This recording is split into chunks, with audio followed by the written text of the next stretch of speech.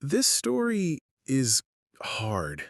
It's the kind of case that stays with you, not just because of the tragedy itself, but because of who was lost, a mother and her baby.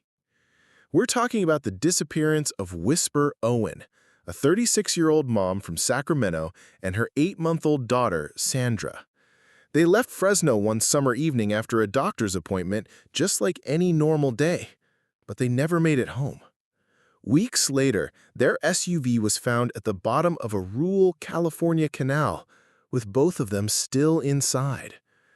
And let me just say this. As a parent myself with a baby around the same age, this one really hit me. Imagining what Whisper must have felt in those final moments, fighting to save her little girl as water rose around them, it's unbearable. And yet, it's their story. And I believe it deserves to be told with care, so that they're remembered not as just another headline, but as real people who mattered. Hello, everyone, and welcome back. Thank you so much for being here with me today. I truly appreciate it. And if you're new, welcome. I'm so glad you found this space. Make sure to hit that subscribe button so you don't miss future stories, because today's case is one that has been on my heart ever since I read about it. And one quick note before we start, cases like this are heavy, and they can bring up a lot of emotions.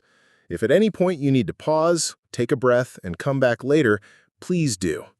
The most important thing is that we carry these stories with empathy. All right, take a deep breath, because this case takes us down a very dark road filled with unanswered questions and painful truths. Let's begin. Before we go into the timeline of Whisper and Sandra's disappearance, I want to pause here. Because whenever I share these stories, my goal isn't just to recount events, it's to remember the people at the heart of them. Otherwise, they risk being reduced to just a case number or a news headline. Whisper Owen and her daughter, Sandra, deserve more than that. So let's spend a little time really getting to know who they were. Whisper Owen was born and raised in Fresno, California. Fresno was home, the kind of place where she always circled back no matter how far life took her. Even after moving to Sacramento later in life, she'd pack up the kids and make that 3-hour drive down Highway 99 just to visit her mom, her brother, and other relatives. She never lost that tether to her roots, and anyone who's ever left their hometown but still feels it tugging at them knows what that's like. At the time of her disappearance, she was living in the Rosemont neighborhood of Sacramento with her longtime partner, Robert, and raising 3 kids, including baby Sandra. Her life wasn't easy. She had bills piling up, legal trouble hanging over her from a 2020 case, and she didn't have a valid driver's license. But despite all of that, what people remembered about her wasn't her struggles. What people remembered was that she was the kind of mom who showed up. She was present. She loved her children deeply, and they were her anchor in life. Now, Whisper was 36 years old, but people who knew her say she had this youthful, resilient energy. She wasn't the type to wallow in hardships. She pushed forward. Friends and family described her as loyal, empathetic, and funny, the kind of person who could shift the energy of a room by walking into it. She also had this strong bond with her siblings.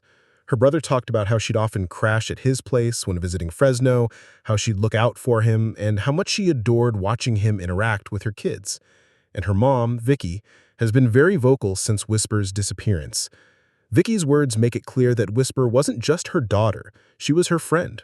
They'd talk about life, about parenting, about the little things like errands and groceries, and those conversations mattered. Whisper also had her quirks. She loved purple. It was her favorite color, and her family still associates it with her. She could be goofy and sarcastic, but at the same time, she carried a seriousness when it came to family. For someone like Whisper, family was everything, and it showed in the way she structured her days around visits, phone calls, and always making sure her kids knew they were loved. Of course, I want to be honest here, too. Whisper's life wasn't perfect. She had an outstanding warrant because she hadn't completed a court-ordered program tied to a child neglect case back in 2020. She didn't have a valid driver's license at the time she disappeared, and one of the headlights on her Chevy Trailblazer was busted. Those things might seem small, but they added this constant weight to her day-to-day life. It meant she often tried to avoid the interstate, sticking to backroads where she was less likely to run into police. It meant driving carried stress, especially at night. But these things don't define her. They're part of her story, sure, and they may have played a role in how events unfolded the night she vanished, but they don't erase the fact that she was trying. And if you talk to her loved ones, they'll tell you she was doing her best to juggle all of it. She was making those Fresno trips not for fun or escape, but because she wanted her kids to grow up connected to her side of the family. That says a lot about her priorities. Now, let's talk about Sandra. Sandra McCarty was only 8 months old. Just saying that out loud makes my chest tighten.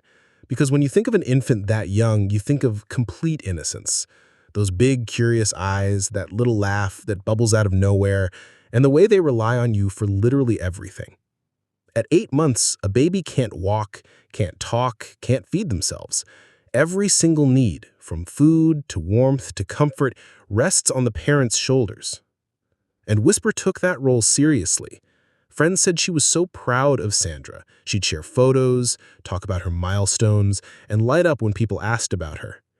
In many ways, Sandra was a fresh start for Whisper, a chance to ground herself, to put her focus where it mattered most.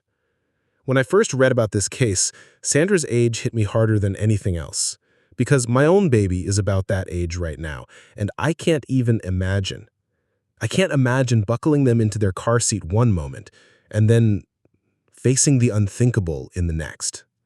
That's the part of this case that I can't let go of, picturing Whisper in those final terrifying moments, trying to reach for Sandra in the back seat, trying to unbuckle her, trying to save her baby as water rushed in. And the fact that she didn't succeed, not because she didn't try, but because the situation was impossible, it's unbearable. Whisper's family dynamic is also important here. She and Robert, her partner, had been together a long time. They had their ups and downs like any couple, but by all accounts, they were doing well at the time she vanished. They'd just taken a family trip to Wyoming with the kids. Robert has said he fully expected Whisper to return from Fresno that evening. He never imagined she wouldn't. Her older kids, too, have had to carry this weight. Imagine losing not just your mom, but your baby sister in one night. It's the kind of tragedy that reshapes a family forever. I think what makes Whisper and Sandra's story stand out is that it's so painfully relatable. It didn't happen because of some dramatic choice or wild adventure. It happened during a routine day. A doctor's appointment, a visit with family, a drive home at night. All the kinds of things millions of moms do every single day. And yet for Whisper and Sandra, that ordinary day ended in extraordinary tragedy. It forces you to think about how fragile everything is. How a broken headlight, a back road, a moment of fatigue, or just a wrong turn can spiral into something you could never come back from. And as devastating as it is, that's why telling their story matters. Because remembering Whisper and Sandra isn't just about documenting what happened. It's about keeping their humanity at the center of it. So as we go forward, please hold them in your heart. Whisper, a mother who, despite her struggles, was doing everything she could for her kids. And Sandra, a baby whose whole life was ahead of her, but whose short time on Earth left an imprint on everyone who loved her. July 15th, 2025, started like so many other days for Whisper Owen. She woke up early in Sacramento, packed up baby Sandra, and hit the road before dawn. It was about a 3-hour drive to Fresno, where Sandra had a morning doctor's appointment. That alone says a lot about Whisper's priorities. She could have delayed, she could have rescheduled, but she made the effort to get her baby the care she needed, even if it meant a long day on the road. After the checkup, Whisper spent the rest of the day exactly how you'd expect a family-oriented person like her to, visiting relatives. She stopped by her mom's house, where the two of them sat and talked for hours. She went by her brother's place, where Sandra, a little cranky from her vaccinations, was doted on like the center of the universe. To everyone she saw that day, Whisper seemed tired. She'd been dealing with high blood pressure and the stress of constant back-and-forth trips, but she wasn't disconnected. She was still laughing, still engaged, still trying to hold it all together. At some point in the afternoon, she made a stop for essentials. Her mom later said Whisper mentioned she was down to her last diaper. Think about that for a second. A mom on the road with an 8-month-old, realizing she's running low on diapers, so she swings by a Smart & Final to stock up. It's such a small detail, But it's one of those moments that drives home the ordinariness of this day. These weren't reckless choices. This was motherhood, in the trenches, doing what had to be done. By early evening, around 5 or 6 p.m., Whisper loaded Sandra into their SUV, the 2006 Chevy Trailblazer. That Trailblazer was easy to spot. The driver's side headlight was broken, giving the car an uneven glow at night. It's a detail that might have made Whisper nervous, especially since she didn't have a valid license and knew a traffic stop could bring more legal trouble. It may be part of why she preferred taking back roads instead of sticking to the interstate. She pointed the SUV north, towards Sacramento. It was supposed to be just another drive she'd done dozens of times before. But this one would turn out to be different. On the way back, cameras picked up the Trailblazer at Atwater at 7:45 p.m. Later, around 9:05 p.m., another camera caught her near the Waterford Farm Supply, the car moving steadily, that broken headlight glowing in the night. After that, her phone pinged one last time near Highway 120 and Victory Road in San Joaquin County. That's farm country, a patchwork of fields and canals with long stretches of dark rural roads. The kind of place where if something went wrong, there might not be another car for miles. And that was it. That was the last trace of Whisper and Sandra, alive. From there, silence. No calls to family, no texts saying she was delayed, nothing. Back in Sacramento, Robert wasn't immediately worried. Whisper often stayed a night or two longer in Fresno if the kids were settled or if she was enjoying time with her family. It wasn't unusual. But as the days ticked by and no one heard from her, not her mom, not her brother, not Robert, that silence grew louder. And here's what chills me about this part. Whisper was a devoted mother. For her not to call, not to send even a quick text, not to let anyone know where she and Sandra were, that was completely out of character. By July 19th, her family could no longer brush it off. Something was wrong. But they had no idea how wrong it truly was. From the moment Whisper left Fresno that Tuesday evening, the trail becomes harder and harder to follow. We know her 2006 Chevy Trailblazer, with that broken driver's side headlight, passed through Atwater around 7:45 p.m. Surveillance showed it heading north. Steady, not speeding, no sign of anything out of the ordinary. Then, at about 9:05 p.m., another camera spotted the Trailblazer outside Waterford Farm Supply. Same car, same broken light, that small but unmistakable signature glowing in the dark. And then, nothing. The last ping from Whisper's phone came not long after, near Highway 120 and Victory Road in San Joaquin County. For anyone not familiar with the area, let me paint the picture. It's a patchwork of farmland, narrow rural roads, and irrigation canals that stretch for miles. At night, it's pitch black. No streetlights, just a maze of water and asphalt carved into the earth. That's the area her phone went silent. And here's the thing. From that spot, Whisper was barely over an hour from home. She and Sandra were about 65 to 75 miles from Sacramento. So close to safety. So close to pulling into the driveway, laying the baby down for the night and ending the day like any other. But somewhere in that stretch of darkness, something happened. Something that prevented her and baby Sandra from ever making it home. And that's what makes this part so devastating. Because at first, no one realized anything was wrong.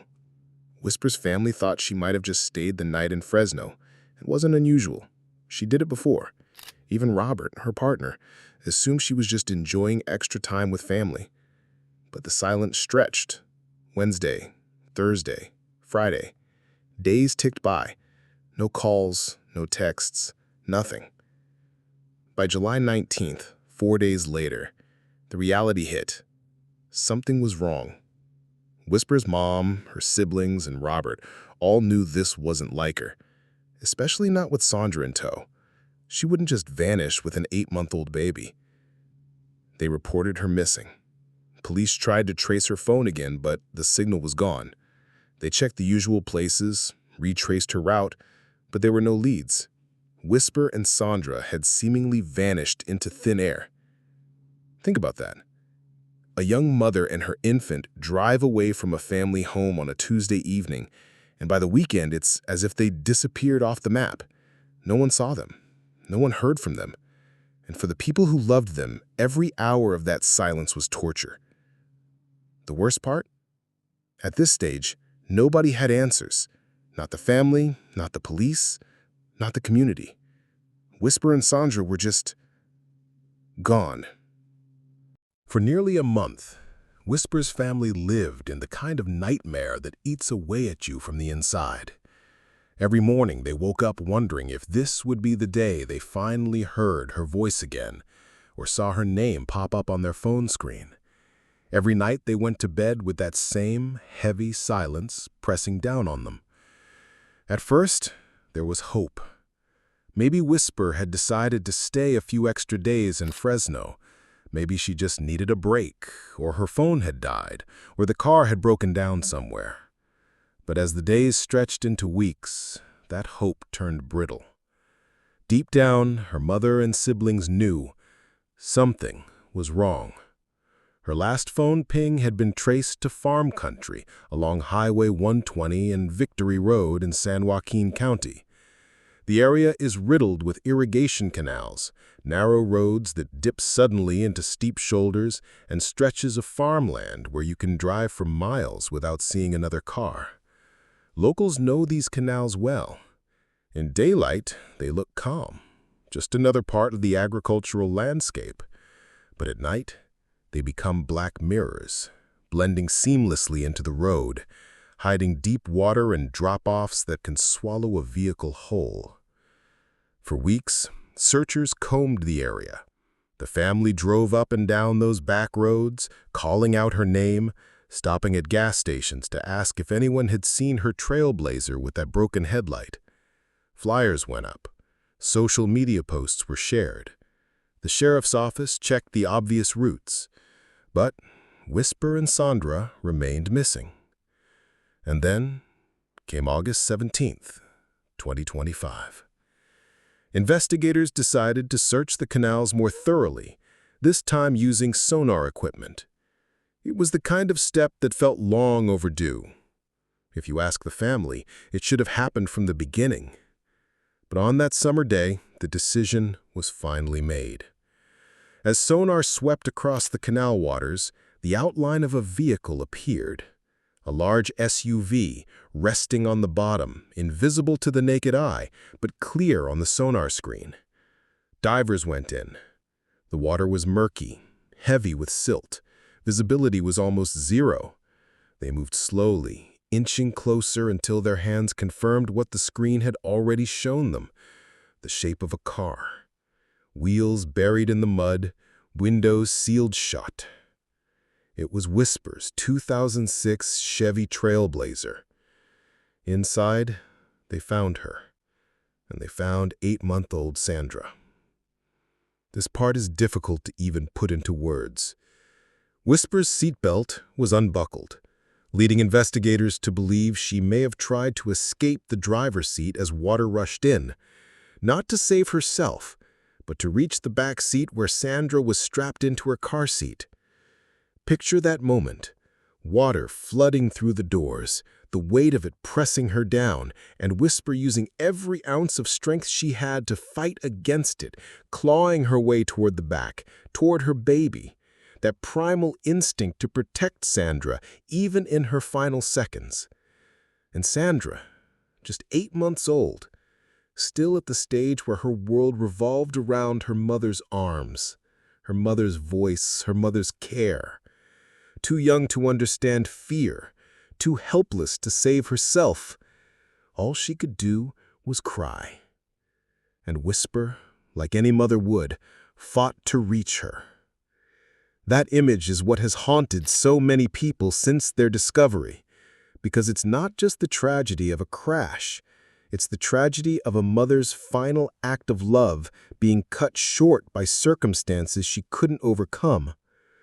When news reached the family, devastation doesn't even begin to cover it. Robert, Whisper's partner, lost both his child and his longtime companion in one day. Whisper's mother, Vicky, lost her daughter and her granddaughter in one cruel blow. Her siblings were left reeling, knowing that the sister who had always been a presence in their lives was gone, and the baby they were just beginning to watch grow up was gone too. And then there's the community. For weeks, friends, neighbors, and even strangers had joined in the search, passing out flyers and keeping their eyes open for that trailblazer. To hear that she was so close all along, hidden just beneath the surface of a canal, it broke hearts across Fresno, Sacramento, and beyond. But the discovery also sparked outrage, because the canal where Whisper's SUV was found wasn't far from her last phone ping. It was in fact right along the stretch of road investigators had suspected she'd traveled. Families and advocates immediately asked, why did it take a full month to find her? Could this have been resolved earlier if the canals had been searched thoroughly from the beginning? That question lingers like an open wound. The truth is, if the vehicle had been located sooner, it wouldn't have changed the outcome. Whisper and Sandra were gone the moment that SUV slipped beneath the water. But what it could have changed is everything that followed. Their family wouldn't have endured 4 weeks of agonizing uncertainty. They wouldn't have clung to hope that maybe Whisper had run away, or that maybe Sandra was being cared for somewhere else. They wouldn't have had to endure the sleepless nights, the panic attacks, the endless waiting. Instead, they would have known. They could have grieved immediately, begun to process the unimaginable loss instead of being left in limbo. That's why the discovery, as heartbreaking as it was, also left the family angry. Angry that their loved ones had been so close and yet out of reach. Angry that it took sonar and divers a month later to reveal what, in hindsight, seemed inevitable. And still, the cruelest detail remains this. Whisper died not running from her problems, not abandoning her family, but fighting, literally fighting to get to her baby. It's the most human moment in this entire story. A mother's love etched into the very evidence of her final act. The discovery of Whisper and Sandra brought answers, but it did not bring peace. For their family, August 17th wasn't closure. It was devastation. Think about it. For weeks, they had clung to every possibility, every scenario. Maybe Whisper had gone to ground for a few days.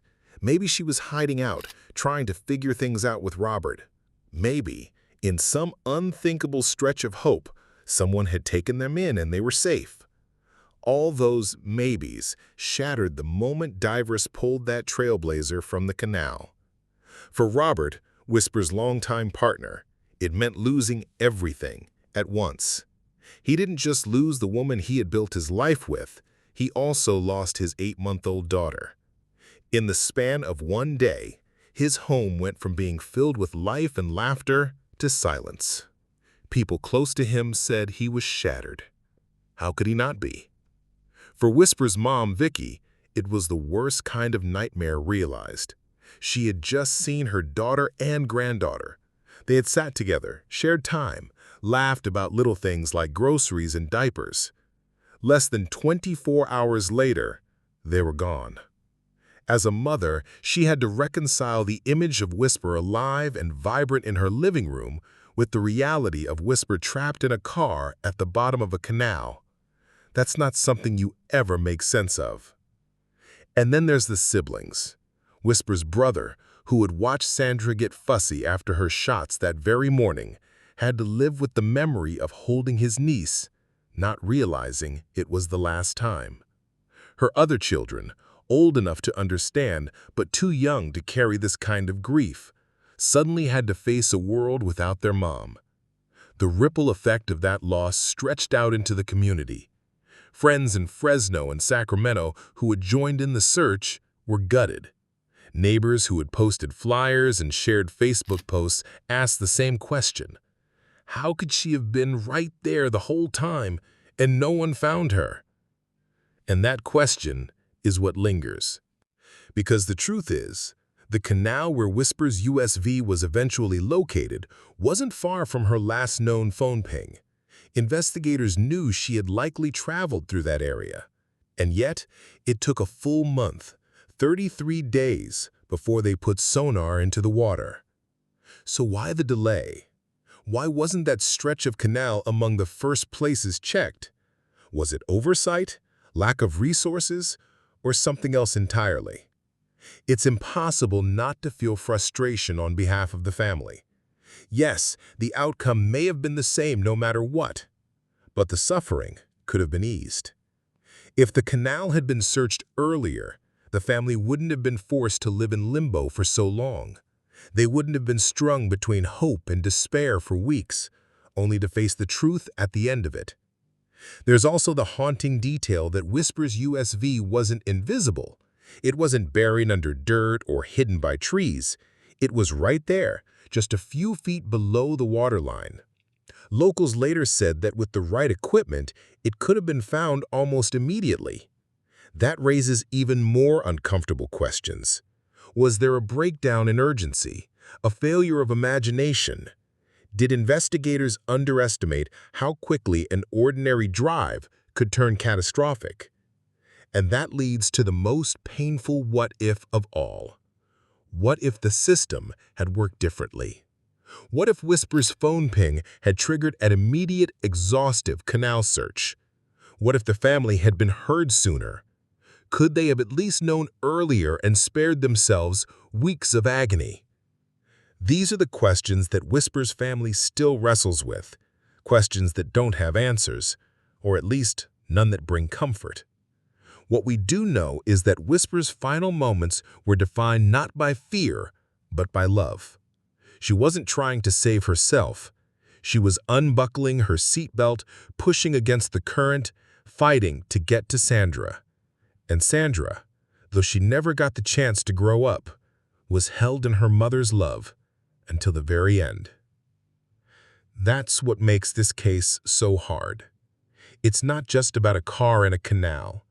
It's about the reality that a family lost everything in the span of a single night, and that maybe, just maybe, things could have been handled differently. When I think about Whisper Owen and little Sandra, I don't just see a case file or a news story. I see a young mom who, despite her struggles, loved her children with everything she had. I see a grandmother who had to bury both her daughter and her granddaughter. I see siblings left with holes in their lives that will never be filled. And I see a baby girl, only 8 months old, whose life ended before it really began. The hardest part to carry is imagining Whisper's final moments, her unbuckling that seatbelt, pushing against the water, fighting to reach the back seat. That's a mother's love in its purest form, desperate, selfless, instinctual. It's the image that stays with me long after reading about this case. And Sandra. For me, having a baby around the same age, it's impossible not to put myself in Whisper's shoes. The thought of looking back at that tiny face strapped into a car seat crying for me while I'm powerless to save them, it's unbearable. That's why this case hits so deeply. It's not just tragedy, it's every parent's worst nightmare. What makes it even harder is knowing that, in some ways, this didn't have to drag out the way it did. That canal could have been searched sooner. The silence the family endured for a month didn't have to stretch so long. And yet, even in the frustration, one truth rises above everything else. Whisper didn't abandon her baby. She didn't give up. She died fighting to save Sandra. So when we talk about Whisper and Sandra, let's not reduce them to just a mom and child found in a canal. Let's remember Whisper as a woman who loved fiercely, who never stopped trying to do her best for her kids. And let's remember Sandra as a child whose short life was filled with love, even in her final breath.